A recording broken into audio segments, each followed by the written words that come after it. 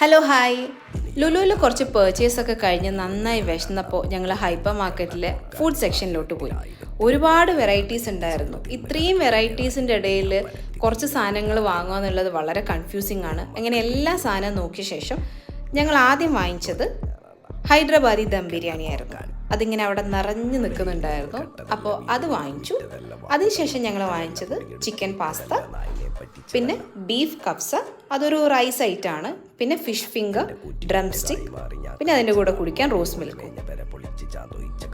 അതിനുശേഷം ഒട്ടും ലേറ്റ് ആക്കാതെ എല്ലാം പോയി ടേസ്റ്റ് ചെയ്തു. ആദ്യം ടേസ്റ്റ് ചെയ്ത് ഫിഷ് ഫിംഗർ ആയിരുന്നു. കുഴപ്പമില്ല, അത്രയേ ഉള്ളൂ. പിന്നെ ചിക്കൻ ഡ്രം സ്റ്റിക്ക് വളരെ ഷോക്കായിരുന്നു, ഒട്ടും ടേസ്റ്റ് ഉണ്ടായിരുന്നില്ല. അതിനുശേഷം ഹൈദരാബാദി ബിരിയാണി ട്രൈ ചെയ്തു. അത് കൂട്ടത്തിൽ ഏറ്റവും ബെറ്റർ അതായിട്ടായിരുന്നു തോന്നിയത്. പിന്നെ പാസ്തയും ഓക്കെ ആയിരുന്നു.